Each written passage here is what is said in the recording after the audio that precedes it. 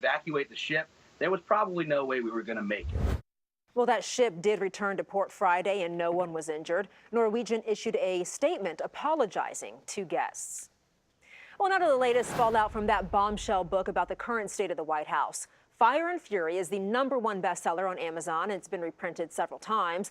But now President Trump's former top strategist, Steve Bannon, is apologizing over some of his explosive comments reported in that book. ABC's Kenneth Moten has details. Fire and Fury Fallout, the #1 bestseller on Amazon, and the man heavily quoted in it, ex-Trump chief strategist Steve Bannon, under attack by the White House. It reads like an angry, vindictive person spouting off to a highly discreditable author. President Trump's top policy advisor Stephen Miller on CNN has been an all-out war against Bannon since the explosive quotes revealed in the book by author Michael Wolff. ABC News has not confirmed the details in the book. And I guess Sloppy Steve brought him into the White House quite a bit, and it was one of those things. That's why Sloppy Steve is now looking for a job. But Bannon is finally expressing regret, but only for what he said about the president's son. Donald Trump Jr. is both a patriot and a good man, Bannon said in a statement. He has been relentless in his advocacy for his father and the agenda that has helped turn our country around. Bannon suggested to Wolff that the Trump Tower meeting Trump Jr. set up with Jared Kushner, Paul Manafort, and a Russian lawyer to get dirt on Hillary Clinton was treasonous and unpatriotic. Fire and Fury also has the president defending his mental fitness after suggestions that top advisors consider him to be a moron and an idiot. The president tweeting, "Throughout my life, my two greatest assets have been mental stability and being like really smart." I think the president is, as you watched him, his behavior has only confirmed what all of those people on the record and off the record said in the book. Trump's personal legal team sent a cease and desist to the publisher of Fire and Fury, but the publisher is not backing down, responding today that the president's efforts to suppress the book are flagrantly unconstitutional. Kenneth Moten, ABC News, Washington. And the Trump administration is reportedly ending special protections for immigrants from El Salvador. This will force nearly 200,000 people to leave the country or face deportation. El Salvador is the 4th country whose citizens have lost temporary protected status under President Trump. They've by far been the largest beneficiaries of the program, which provides humanitarian relief for foreigners whose countries are hit with natural disasters. Secretary Kristen Nielsen had until today to decide whether to grant an extension. Meanwhile, firefighters are busy putting out flames on the rooftop of the Trump Tower in New York this morning. Smoke could be seen spewing from the top of the building, but the fire was luckily put out quickly. President Trump, of course, was in D.C. at the time of that fire. And President Trump will be in Atlanta tonight to watch the College Football National Championship. Georgia takes on Alabama in an all-SEC title game. For the Bulldogs, this is a chance in decades in the making. Georgia last won a national championship back in 1980.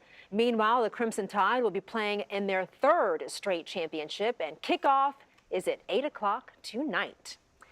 And, I mean, listen, the weather's not going to be good, so best to be inside watching the game. Yeah, and, you know, the worst of our weather is going to come later on this afternoon, early evening for the rush hour commute, and a little bit of sleet or freezing rain can cause some big problems, yes, it can. especially considering how cold it's been around here. Where is it snowing right now? Head out to Western Maryland. This is Swanton, Maryland. Oh, wow. And not the clearest shot, but you get the point. A little bit of snow. Western Maryland, this is at a ski resort, so you'd hope they get some snow and some better skiing on the way later on this week. Show you our temperatures around the area. Actually, here's another shot for you. This is over in Cumberland, where not that much falling from the sky right now, but it is cloudy. Our temperature is 32 degrees at Reagan National Airport. Winds are out of the south-southwest at 7, and the feels-like temperature now in the middle 20s. So it's definitely cold out there, but not nearly as cold as it has been over the last several days. 29 Gaithersburg, below freezing over in Frederick. The same at Leesburg, Winchester, right now at that freezing mark. Widen the view out just a bit. Stormwatch 7 satellited radar. Here we are in D.C., and the precip just on off toward the north and west of us, although most of northern Montgomery County, what's falling from the sky right now, not making it to the ground, at least not right now. Give it another half hour, 45 minutes, it will likely look a lot different.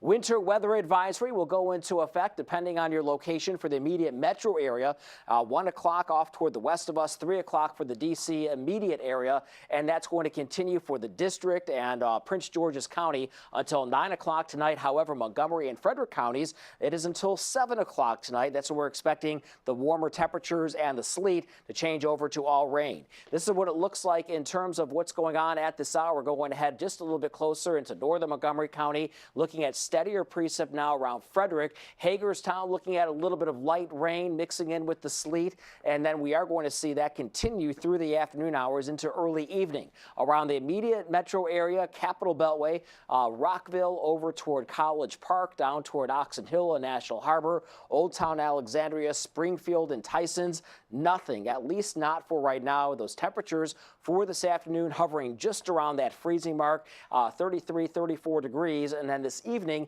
that's when we could run into some problems. Now, our computer models want to forecast around 35, at least downtown D.C. However, roadways that are untreated are likely to become slick. Here's our brand new updated Futurecast, 2 o'clock this afternoon, Montgomery County.